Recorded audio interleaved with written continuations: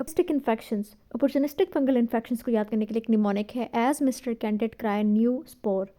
तो इसमें याद रखना है कि एज से एस्परजिलस फ्यूमिगेटस, एमआर से म्यूकोर एंड राइजोबस की स्पीशीज़ कैंडिडियासिस का इन्फेक्शन, और इसके अलावा क्रिप्टोकोकस न्यूफॉर्मेंस और निमोसिस्टिस जेरेविसियाई और स्पोरोथेरिक्स शैंकी शामिल हैं।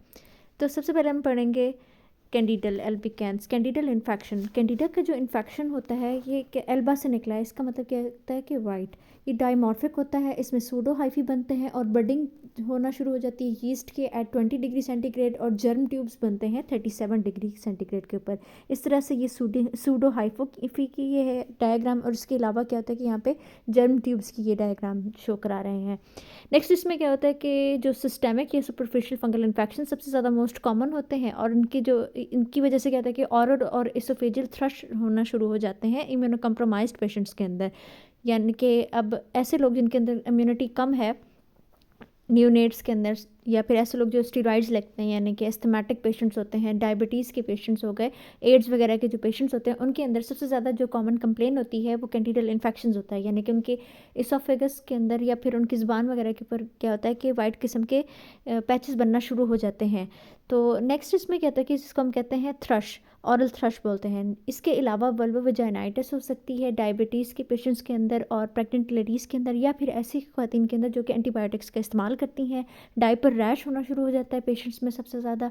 इसके अलावा इन्फेक्टिव एंडोकार्डाइटिस हो जाता है, जो कि आईवी ड्रग यूज़र्स होते हैं उनमें सबसे ज़्यादा ये देखने के चांसेस होते हैं कि उनको कैंडिडल इन्फेक्शन होता है, इन्फेक्टिव एंडोकार्डाइटिस हो जाता है उनके अंदर। और डिसेमिनेटेड कैंडिडियासिस भी हो सकता है, स्पेशली न्यूट्रोपेनिक पेशेंट्स के अंदर एज अ होस्ट डिफेंस, जो कि रिलाई कर रहे होते हैं फेगोसाइट्स ओनली के ऊपर। इसके अलावा क्रॉनिक किस्म की म्यूकोक्यूटेनियस कैंडिडियासिस होना शुरू हो जाती है। अगर हम ट्रीटमेंट की बात करें तो ऑरल टॉपिकल दिए जाते हैं पेशेंट्स के अंदर सबसे ज़्यादा। फ्लुकोनाजोल ऑरली दे सकता है, टॉपिकल एजोल्स फंगल इन्फेक्शंस के लिए दे सकते हैं, नेस्टेटन्स एजोल्स रेयरली जो होता है वो इकाइनोकेंडेंस देते हैं ऑरली। और इसके अलावा फ्लुकोनाजोल, इकाइनोकेंडेंस या फिर एम्फोटेरिसिन बी जो होता है वो स्पेशली जो होती हैं सिस्टेमिक डिजीज़ जो ब्लड के थ्रू सर्कुलेशन के थ्रू फैलती हैं, उसके अंदर जो होता है वो एम्फोटेरिसिन बी देते हैं। तो इसके अलावा नेक्स्ट हमारे पास है एस्परजिलस फ्यूमिगेटस। एस्परजिलस फ्यूमिगेटस में याद रखना है कि इसको पहचानने का तरीका ये होता है कि जो इसकी जो हाइफी होते हैं वो ब्रांचिंग होते हैं, सेप्टेट किस्म के हाइफी होते हैं, और उनका जो एंगल होता है वो 45 डिग्री का होता है। अगर हम डायग्राम देखें तो इसमें देखें सेप्टेट किस्म के हाइफी बने होते हैं, और इनके दरमियान में क्या होता है कि एक 45 डिग्री का एक एंगल बन रहा होता है। नेक्स्ट इसमें ये याद रखना है कि इसकी वजह से क्या होता है कि अब ये उन लोगों में ज़्यादातर होता है जो इम्यूनो कम्प्रोमाइज्ड होते हैं, जिनकी इम्यूनिटी लो होती है, जिनके अंदर न्यूट्रोफिल्स का कोई डिफेक्ट होता है, यानी कि न्यूट्रोफिल्स कम होते हैं।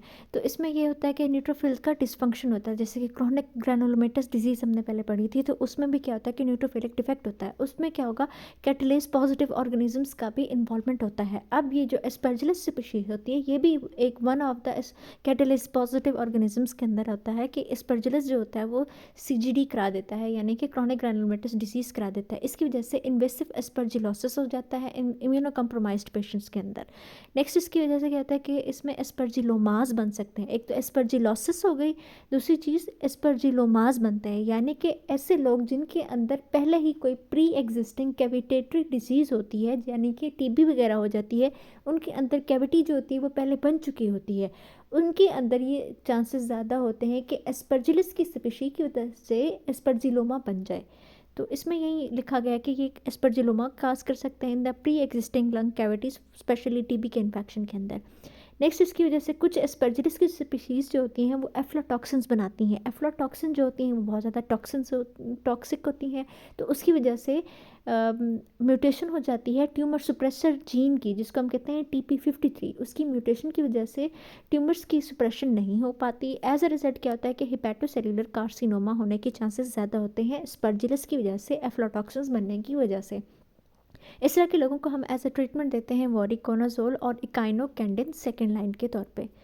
तो नेक्स्ट एक आती है ABPA, यानी कि एलर्जिक ब्रोंकोपल्मोनरी एस्परजिलोसिस, एक डिजीज़ होती है। इसमें क्या होता है कि हाइपर सेंसिटिविटी रिस्पॉन्स होता है towards aspergillus growing in the lung mucus यानी कि लंग्स की म्यूकस के अंदर ऑलरेडी एस्परजिलस जो होता है वो ग्रो करना शुरू हो जाता है। एज अ रिजल्ट क्या होता है कि हाइपर सेंसिटिविटी रिएक्शन हो जाता है। अब उन लोगों के अंदर सबसे ज़्यादा देखने को मिलता है जिनके अंदर एस्थमा हो, सिस्टिक फाइब्रोसिस हो, या फिर ऑलरेडी ब्रोंकिएक्टेसिस हो, और इसकी वजह से भी ब्रोंकिएक्टेसिस हो सकता है। और ईओसिनोफिलिया जो होता है, ये सबसे ज़्यादा पूछा जाता है कि ईओसिनोफिलिया और ब्रोंकिएक्टेसिस होता है एबीपीए के अंदर, तो ये इसके साथ एसोसिएशंस होती हैं। Next is cryptococcus neoformans. Cryptococcus से याद रखना है कि इसमें कोई इस तरह की चीज़ है जो करप्ट है, यानी कि इसमें क्या होती है कि नैरो बडिंग होगी 5 to 10 माइक्रोमीटर की। हैविली इनकैप्सुलेटेड यीस्ट होते हैं इसमें, डाइमॉर्फिक नहीं होते, पास पॉजिटिव स्टेनिंग होती है इसमें। और ज़्यादातर ये सॉइल के अंदर, पिजन ड्रॉपिंग्स के अंदर देखे जाते हैं कि ऐसे इन्वायरमेंट के अंदर जहाँ पे पिजन ड्रॉपिंग ज़्यादा होती है, ऐसे लोगों के अंदर सबसे ज़्यादा कॉमन डिजीज़ होती है इसमें क्रिप्टोकोकस नियोफॉर्मेंस की। एक्वायर्ड भी होते हैं through inhalation with the help of haematogenous dissemination भी हो सकता है। मेनिंजिस के अंदर याद रखना है कि ये ब्रेन की मेनिंजिस को ज़्यादा अफेक्ट करते हैं। दो चीज़ें हाईलाइटेड होती हैं इसमें, एक तो होती है इंडिया इंक, दूसरी होती है म्यूसिकैरामाइन। दो चीज़ें याद रखनी इसमें, इंडिया एक इंक और इसके अलावा म्यूसिकैरामाइन। अब हम अगर इंडियन इंक की बात करें, इसमें ये जो होता है कि क्लियर हेलो जो होता है वो शो करता है। इसमें अगर हम डायग्राम की बात करें तो ये जो डायग्राम है ये हमें शो करा रही है इस तरह की, ये जो क्रिप्टोकोकस की ये नियोफॉर्मेंस की डायग्राम है। इसमें नैरो बडिंग हो रही है, हाईली इनकैप्सुलेटेड यीस्ट है, तो इंडियन इंक की बात की जा रही है, तो ये सारा कुछ है इसमें।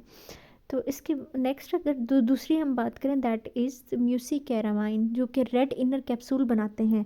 तो म्यूसिकैरामाइन की जो डायग्राम है वो ये है, ये इस तरह के रेड इनर कैप्सूल्स होते हैं, म्यूसिकैरामाइन ने शो किए हैं। तो ये भी हमारे पास क्रिप्टोकोकस का वो हो गया इन्फेक्शन। सॉइल के अंदर पिजन ड्रॉपिंग्स के अंदर सबसे ज़्यादा होती है, मेनिंजिस को अफेक्ट करते हैं। दो तरह की इंक्स होंगी, और लैट कराते हैं, डिटेक्ट करता है इसके अंदर। लैट यानी कि लेटेक्स एग्लूटिनेशन टेस्ट जो होता है वो डिटेक्ट करता है पॉलीसेक्राइड कैप्सुलर एंटीजेंस को। सबसे ज़्यादा ये सेंसिटिव और स्पेसिफिक होता है। अगर हम बात करें इसके अंदर कॉजेज़ की, तो इसमें क्रिप्टोकोकॉसिस होती है सबसे ज़्यादा, जो कि मैनिफेस्ट करती है मेनिंजाइटिस को, नमोनिया को, और इसके अलावा एनकेफेलाइटिस। मतलब 3 चीज़ें होती हैं, मेनिंजाइटिस, नमोनिया और एनकेफेलाइटिस। और सबसे ज़्यादा इसकी पहचानने का तरीका ये है कि इसके अंदर सो बबल बनते हैं। क्या बनते हैं? सो बबल्स। ब्रेन के अंदर ब्रेन लियंस जो होते हैं उनके अंदर सो बबल्स बनते हैं, प्राइमरली इम्यूनो कम्प्रोमाइज्ड पेशेंट्स के अंदर बनते हैं। ट्रीटमेंट की अगर हम बात करें तो इसमें एम्फोटेरिसिन बी प्लस फ्लोटिका फ्लूसाइटोसिन और साथ ही साथ इसमें फ्लूकोनाजोल दिया जाता है फॉर क्रिप्टोकोकल मेनिंजाइटिस। क्या चीज़ें देनी? एम्फोटेरिसिन बी, फ्लूसाइटोसिन और फ्लूकोनाजोल। नेक्स्ट आ जाए हम म्यूकोर और राइजोपस स्पीशीज़ के अंदर। म्यूकोर से याद रखना है कि इसके अंदर सी आ रहा है, यानी कि इसमें क्रिबरी फॉर्म प्लेट जो होती है वो उसका कोई ना कोई मसला होगा। तो इसमें क्या होता है कि इरेगुलर ब्रॉड किस्म की नॉन सबटेट हाइफी होते हैं, ब्रांचिंग होती हैं एट वाइड एंगल। इस तरह की देखें कि ये सी की शक्ल बना रहा है, कि ब्रॉड सा सी बन रहा है इसमें। तो यानी कि इसमें क्या होता है कि राइजोपस का मतलब जो इन्फेक्शन है वो हो रहा होता है, म्यूकोर का और राइजोपस का। ये वाला, ये जो दो है ना, ये म्यूकोर का और राइजोपस का इन्फेक्शन शो करा रहे हैं। ये ज़्यादातर उन लोगों के अंदर होता है, म्यूकोर माइकोसिस कराता है जिनके अंदर DKA हो, यानी कि डायबिटिक कीटोएसिडोसिस हो, या फिर न्यूट्रोफिल्स कम हो, जिसको हम कहते हैं न्यूट्रोपीनिया, ल्यूकेमिया के पेशेंट्स के अंदर। ऐसे लोग क्या करते हैं, जब वो इनहेल करते हैं स्पोर्स को, एज अ रिजल्ट क्या होता है कि फंजाई जो होता है प्रोलिफरेट करता है उनकी ब्लड वेसल वॉल के अंदर और पेनिट्रेट कर देता है क्रिबरी फॉर्म प्लेट हमारी जो स्कल के अंदर होता है, और एंटर कर देता है इस तरह से ब्रेन के अंदर। और साथ ही साथ ब्रेन के अंदर एंटर करने के बाद ये फ्रंटल लोब को एब्सेस करा सकता है, या फिर ये होता है कि राइनोसेरिब्रल एब्सेस हो सकता है, या फिर इवेंचुअली ये क्या करता है, जो कैवर्नस साइनस है उसकी थ्रोम्बोसिस करा देता है। एज अ रिजल्ट पेशेंट्स के अंदर हेडेक की कंप्लेन, फेशियल पेन की, और इसके अलावा black necrotic scar on face की कंप्लेन होती है। ये देखें इस तरह से, ये पेशेंट है जिसके फेस के ऊपर ब्लैक नेक्रोटिक स्कार शो हो रहा है। इसका मतलब ये है कि इसके अंदर म्यूकोर माइकोसिस या फिर राइजोपस स्पीशीज़ का कोई इन्फेक्शन हुआ है, जिसको हम कहते हैं फंगल इन्फेक्शन है ये, जिसकी वजह से क्या होता है कि क्रेनियल नर्व्स की इन्वॉल्वमेंट भी हो सकती है। सर्जिकल डिप्राइवमेंट इस तरह के पेशेंट्स का ट्रीटमेंट होता है, या फिर हम क्या करते हैं, एम्फोटेरिसिन बी देते हैं या इसोवोकोनाजोल देते हैं। तो ये जो डायग्राम है ये ऑरल थ्रश की दिखाई गई। ये जो सी वाली ऑरल थ्रश किसमें हमने पढ़ा था? कैंडिडा के इन्फेक्शन के अंदर।